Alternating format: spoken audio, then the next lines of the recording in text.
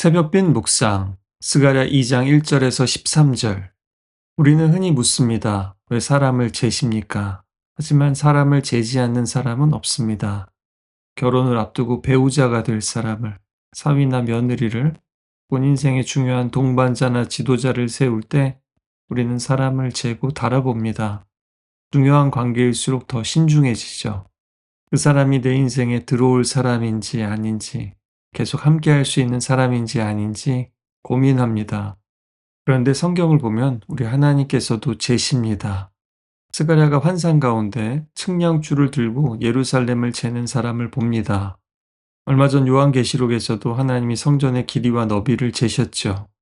그리고 재실 때는 두 가지 경우가 있다 그랬습니다. 하나는 심판이고 더 이상 함께 할 수 없게 떠나시는 경우죠. 다른 하나는 축복과 회복입니다. 하나님이 그곳에 임재하시고 함께 하시겠다는 선언입니다. 심판으로 황폐해진 예루살렘에 하나님께서 다시 찾아오셔서 그의 백성과 함께 거하겠다는 의지입니다. 이스라엘과 함께 살 자리를 직접 마련하신다는, 너희와 함께 하겠다는 눈으로 보여주신 약속입니다. 그런데 이런 희망적인 분위기에서 갑자기 다른 천사가 나타나서 멈추라고 합니다. 재라고 하셨다가 금세 재지 말라고 말리십니다. 여기 오늘의 반전이 있습니다. 그 이유가 두 가지인데요. 첫 번째는 예루살렘의 사람과 가축이 너무 많아질 것이기 때문에, 물리적인 성벽으로는 도저히 둘러쌀 수 없을 정도로 커질 것이기 때문에 그렇다는 겁니다. 성벽 없는 성읍이 될 거라는 겁니다. 새로 회복될 예루살렘은 이전의 과거의 그 성벽 안에 가둘 수 없는 크기입니다. 우리는 도시가 커지면 성벽도 더 크게 지을 필요가 있다고 생각하는데, 하나님의 생각은 정반대인 겁니다.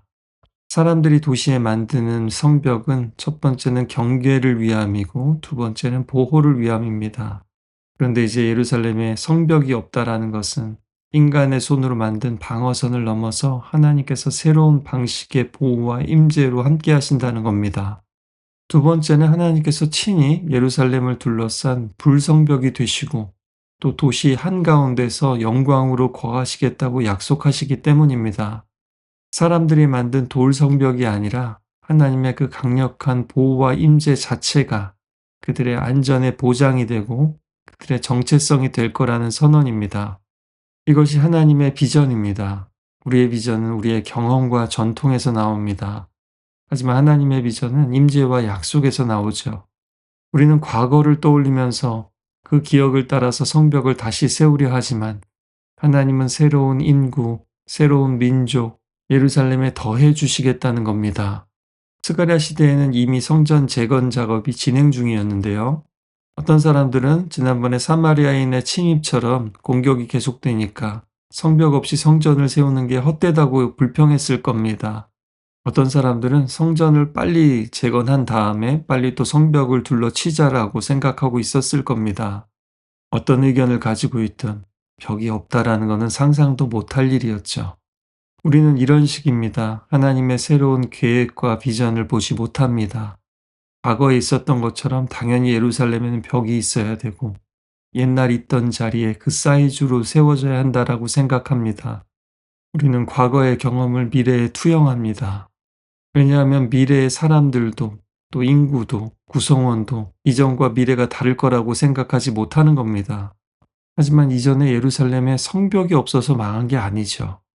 기원전 587년에 바벨론 군대에게 멸망했을 때 성벽이 문제가 아니라 그들의 믿음의 벽이 무너져 있었기 때문이었습니다. 그러나 우리는 너무나 쉽게 망각하죠. 그래서 하나님은 보라 내가 새 일을 행하리니 이전 일은 생각하지 말라고 하시는 겁니다. 하나님의 비전을 따라 믿음으로 살고 싶다면 과거의 트라우마든 과거의 영광이든 벗어나야만 합니다. 성벽을 쌓다가 외세의 침략에 다시 멈추고 의기소침해 있는 사람들, 그래도 성벽은 쌓아야 할 텐데 하는 사람들에게 하나님은 성벽이 필요 없다고 말씀하십니다.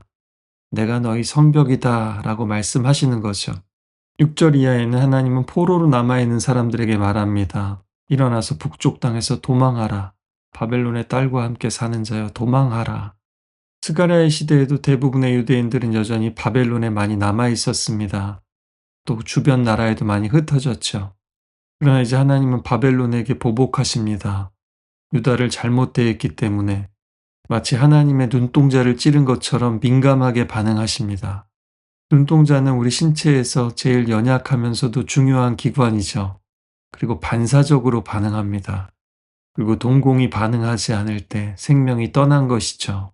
하나님은 이스라엘을 눈동자처럼 여기시고 눈동자처럼 지키셨습니다. 예루살렘을 훼손하고 유다 백성들을 포로로 끌고 갔던 바벨론이 이제 페르시아에게 멸망하고 전리품이 된 신세가 되었습니다. 그럼에도 출애굽한 사람들이 그때 이집트가 좋았지 했던 것처럼 바벨론에 익숙해진 사람들은 굳이 유다로 와서 성전을 재건하는 일에 용기를 내지 못한 겁니다. 그것은 포로 생활이라 할지라도 정착해서 안정된 생활하는 그 터전을 떠나야 되기 때문입니다. 맨 땅에서 다시 시작해야만 하는 것이죠. 그래서 세상 마지막 날에도 내 백성들아 바벨론의 죄에 참여하지 말고 그의 재앙들을 받지 않도록 나오라고 말씀하시는 겁니다. 11절에는 다시 한번 충격적인 선언을 하십니다. 그 날은 선지서에서 종말의 날을 말합니다. 많은 나라들이 주님께 연합할 것이고 주님은 그들을 내 백성이라고 부르실 것이라고 합니다. 이스라엘에게 하신 것처럼 그들과도 언약을 맺으시고 그들도 주님을 알게 될 것입니다.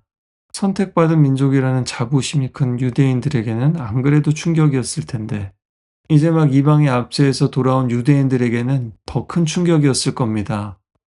유대인이라는 혈통, 민족의 경계를 허무시는 말씀입니다. 하나님이 계획하시는 미래의 공동체는 특정한 민족과 혈연을 넘어서 모든 열방, 모든 민족까지 포함하는 온 나라와 열방의 공동체입니다. 인간들의 과거의 구분과 모든 경계와 계산을 허무시는 무한한 하나님 나라의 확장입니다. 주님께서는 5절, 10절, 11절에 세 번에 걸쳐서 내가 너희 가운데 거하리라고 말씀하십니다. 아무리 성전을 재건해도 그 가운데 하나님이 계시지 않으면 아무 의미가 없는 겁니다.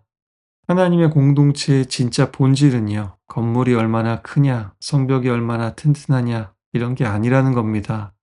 그 안에 살아계신 하나님의 영광, 그 임재가 핵심입니다. 오늘날 살상무기의 발전으로 전쟁이 벌어지면 성벽은 의미가 없습니다. 오히려 우리는 지도자들의 리더십이 얼마나 중요한지, 그들이 진정으로 평화를 추구하는지가 군사력보다 더 중요한 문제라는 것을 목도하고 있습니다. 지금 이스라엘의 예루살렘은 중동의 화약고 중에서도 중심에 있고 어떻게 보면 주변국보다도 가장 강한 군사력을 가지고 있습니다. 하지만 스가랴 시대의 사람들이 여전히 그 과거에 사로잡혀 있듯이 이런 식으로는 절대 그들의 생각대로 되지 않을 겁니다. 진짜 예루살렘, 그 샬롬은 평화의 왕이신 예수님께서 다스리실 때에만 누릴 수 있습니다. 우리는 처음엔 사람을 재고 달아봅니다. 그러나 결국에는 재고 달아보지 않아도 되는 관계로 나아가게 됩니다. 하나님은 우리를 재셨습니다. 그리고 재보시고는 결국에는 함께하기로 결정하셨습니다. 함량 미달이지만 은혜로 사랑으로 그렇게 결정하셨습니다. 십자가에 달리신 우리 예수님은 하나님의 그 증거입니다. 사람들 사이에서도 서로 그렇게 재고 따지다가 깊어지면 더 이상 그런 잣대가 필요 없어지듯이 하나님도 우리와 그런 관계로 나아가기를 원하시는 겁니다. 여러분의 측량줄을 내려놓으십시오. 과거의 방식으로 하나님의 공동체를 재지 마십시오. 내 인생을 지키겠다고, 우리 가정을 지키겠다고, 우리 교회를 지키겠다고 내가 생각하는 벽을 세우려고 너무 애쓰지 마십시오. 하나님이 우리의 벽이십니다. 하나님이 우리 가운데 진정으로 거하신다면 그것만으로 정말 충분합니다. 우리가 매주 찬양하는 것처럼 우리가 움직이기 전에 하나님의 말씀이 살아 움직이는 교회가 되어야 합니다. 만약에 재려면 진짜 재야 할 것을 재십시오. 능히 모든 성도와 함께 지식에 넘치는 그리스도의 사랑을 알고 그 너비와 길이와 높이와 깊이가 어떠함을 깨달아 하나님의 모든 충만하신 것으로 너희에게 충만하게 하시기를 구하노라. 사도 바울이 기도한 것처럼 우리가 재야 한다면 예수님의 너비와 깊이와 길이가 어떠한지를 재보십시오. 하나님의 사랑이 얼마나 큰지, 그 십자가의 무게가 얼마나 무거운지 한번 달아보십시오. 우리 예수님이 믿을 만한 분인지, 정말 함께하고 싶은 분인지, 함께할 수 있는 분인지 알아보십시오. 정말 내 삶을 온전히 맡길 만한 분인지, 나의 진정한 불성벽과 영광이 되실 수 있는 분이신지, 정말 많은 성도들과 함께 정말 우리 주님밖에는 없습니다라고 고백하게 될 겁니다. 그리고 하나님께서 새 일을 행하실 때 언제든지 우리가 준비되어 있을 수 있도록 다른 환경, 다른 과거, 다른 언어와 혈통을 가진 사람들이라 할지라도 함께 어우러지는 공동체를 만들 수 있도록 다시 한번 마음을 열고 우리의 잣대를 내려놓고 함께 기도했으면 좋겠습니다. 또 우리 개인이든 공동체가 되었든 우리의 과거의 어떤 경험이나 상처 혹은 세상의 기준으로 하나님의 일하심과 비전을 제한하고 재단하지 말아야 되겠습니다. 하나님께서 친히 우리의 벽이 되어 주시고 우리 가운데 함께 하실 때에 우리 인생이 어떻게 변화될지 기대하고 기도합시다.